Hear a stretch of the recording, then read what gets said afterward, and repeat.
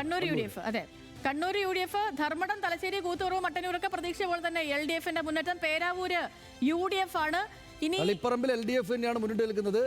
ഇപ്പോൾ ഈ ഘട്ടത്തിൽ തളിപ്പറമ്പ് കൂടെ ശ്രദ്ധിക്കേണ്ടുന്ന ഒരു സ്ഥലമാണ്. കണ്ണൂർ ശ്രദ്ധിക്കേണ്ടുന്ന ഒരു സ്ഥലമാണ്. മാറിയുമോ എന്നൊരു ആശങ്ക അവർക്കുള്ളതാണ്. കണ്ണൂർ UDF പക്ഷേ മുന്നിട്ട് നിൽക്കുകയാണ്.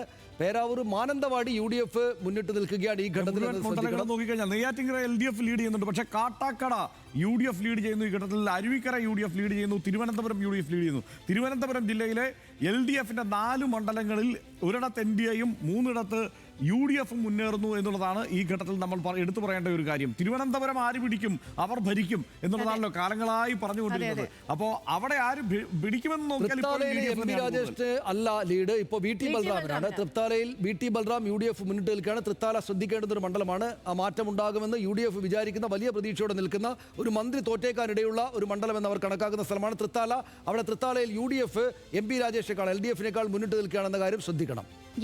പട്ടാമ്പി, ഷൊർണൂർ, ഒറ്റപ്പാലമൊക്കെ തൃത്താല, ചിറ്റൂര്, ഗുരുവായൂരിൽ UDF മുന്നിട്ട് നിൽക്കുകയാണ്. മണലൂരിൽ UDF മുന്നിട്ട് നിൽക്കുകയാണ്. തൃശ്ശൂരിൽ UDF മുന്നിട്ട് നിൽക്കുകയാണ്. ചവറ, കുന്നത്തൂർ, പത്തനാപുരം UDF മുന്നിട്ട് നിൽക്കുകയാണ്. ചവറ, കുന്നത്തൂർ, പത്തനാപുരം, കൊല്ലം ജില്ലയിലെ ഈ 4 മണ്ഡലങ്ങൾ LDFന്റെ സിറ്റിംഗ് സീറ്റുകളിൽ UDF മുന്നിട്ട് നിൽക്കുന്നു എന്നുള്ള അവസ്ഥയുണ്ട്.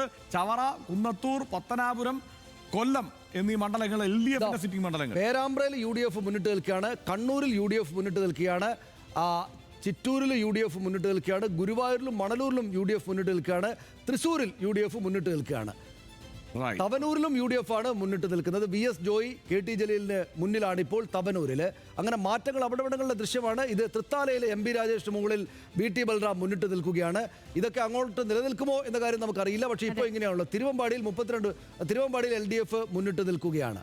ഇങ്ങനെയാണ് കാര്യങ്ങളുള്ളത്. കോഴിക്കോട് നോർത്തിൽ LDF തന്നെയാണ്. കോഴിക്കോട് സൗത്തിൽ UDF മുന്നിട്ട് നിൽക്കുകയാണ്. കോങ്ങാട് മണ്ഡലത്തിൽ പാലക്കാട് UDF മുന്നിട്ട് നിൽക്കുന്നു എന്നുള്ളതാണ്. ഈ 68 സീറ്റിലേക്ക് എങ്ങനെ UDF എത്തി എന്നുള്ളതിന്റെ ഉത്തരമാണ് ഞാൻ ഈ തേടുന്നത് കേട്ടോ. അത് ഏതൊക്കെ മണ്ഡലങ്ങളാണ് എന്നുള്ളത് ആ നിലയ്ക്ക് കേട്ടോ. ഗുരുവായൂരിൽ, മണലൂരിൽ, തൃശ്ശൂരിൽ, കോങ്ങാട്, തൃത്താല ഈ മണ്ഡലങ്ങളിലൊക്കെ UDF, തവനൂരിൽ UDF മുന്നിട്ട് നിൽക്കുന്നു. അങ്ങനെയാണ് UDF ഈ 68ലേക്ക് എത്തിയിരിക്കുന്നത്. കണ്ണൂരിൽ നിന്ന് അവരുടെ കയ്യിലുണ്ടായിരുന്നില്ല. കണ്ണൂരെത്തി.